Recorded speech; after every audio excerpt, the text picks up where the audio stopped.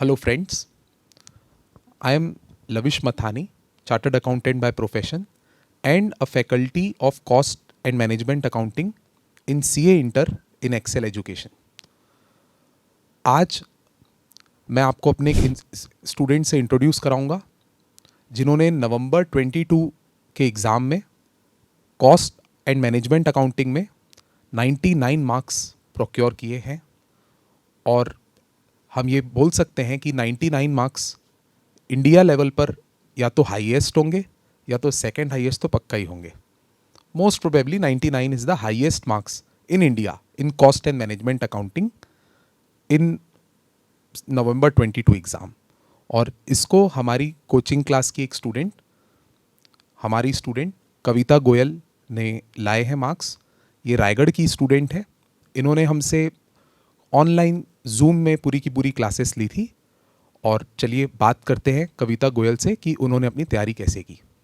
कविता, 99 marks procure करने के लिए आपने कैसे तैयारी की थी? पूरी क्लास, पहले अपनी जर्नी क्लास की बताइए. How did you learn in the class? Sir class के साथ में तो यही करती थी खाली बस मैं कि जो क्लास में पढ़ाया जाता था, जो आपने क्वेश्चंस प्रैक्टिस करवाए थे, खाली वही क्वेश्चंस को क्लास में पहले तो समझ लेते थे, उसके बाद रिटन प्रैक्टिस करवाते थे, तब उसको डायरेक्टली लिख लेती थी. और बस और कुछ ऐसे एक्स्ट्रा क्लास के ड्यूरेशन में तो नहीं करना पड़ा. और फिर जो वीकली टेस्ट होते थे उनका सबसे ज़्यादा बेनिफिट मिला हमको. ओके. वीकली टेस्ट के ड्यूरेशन में जब भी टेस्ट होते थे उनका जो भी सिलेबस होता था वो मैं पूरा कंप्लीट पढ़ती थी और टेस्ट देती थी, तो उनमें भी मेरे अच्छे मार्क्स आ ही जाते थे. ओके. तो टेस्ट जैसे अपने यहाँ 50 मार्क्स का होता था, तो आपको याद है आपके जनरली नॉर्मली कितने मार्क्स आते थे टेस्ट्स में कॉस्ट कॉस्ट के? एंड मैनेजमेंट अकाउंटिंग में तो मेरे जनरली 45 टू 46 आ जाते थे. ओके.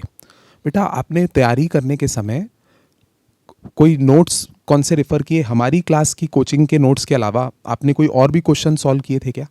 नहीं, ऑनेस्टली बोले तो मैंने और कोई क्वेश्चन सॉल्व नहीं किया था. जो एक्सेल से हमको बुक्स मिली थी वो सफिशिएंट थी क्वेश्चंस के लिए.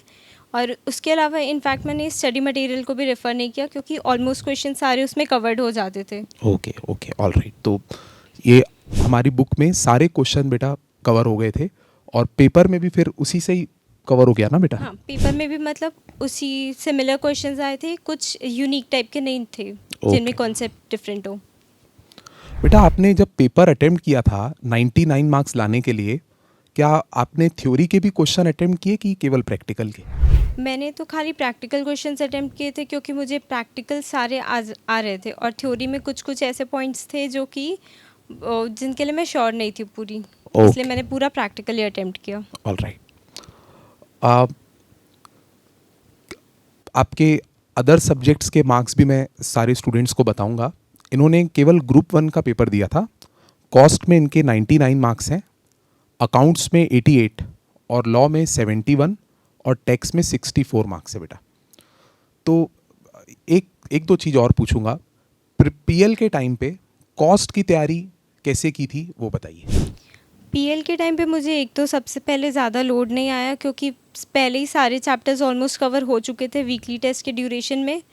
और एक बार खाली सबको सारे क्वेश्चंस को ओवरव्यू कर लिया और कुछ कुछ इंपॉर्टेंट क्वेश्चंस मार्क कर लिए थे फर्स्ट रिवीजन के टाइम पे. तो जब मैंने सेकंड रिवीजन किया तो खाली वो जो मार्क्ड क्वेश्चंस थे उन्हीं को एक बार देखा और बस हो गया उसी से. अच्छा, मतलब एबीसी एनालिसिस किया एबीसी आपने? एनालिसिस. क्वेश्चन को हार्ड और इजी में बाइफरकेट किया ताकि सेकंड रिवीजन में कम क्वेश्चंस बनाने पड़े आपको. सेकंड रिवीजन में खाली जो ए पार्ट वाले क्वेश्चन थे खाली मैंने उन्हीं को सॉल्व किया था. All right.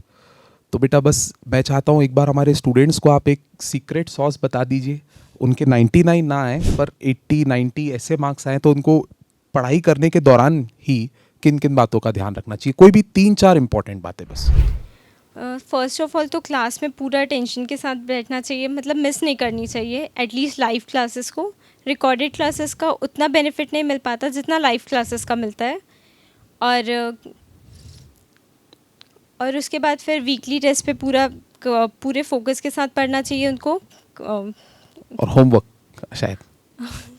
और होमवर्क को भी करना चाहिए, जो होमवर्क मिलते हैं क्लासेस में उनके अलावा और कुछ एक्स्ट्रा नहीं लगेगा. और पीएल के टाइम पे एटलीस्ट 2 रिवीजन कर लेने चाहिए उसमें. जिससे कि पूरा एक बार कवर हो जाए, कि ऐसे नहीं हो कि कुछ मिस हो। All right, thank you. मेरे को लगता है सारे के सारे जवाब आ गए होंगे सभी स्टूडेंट्स को। Thanks a lot.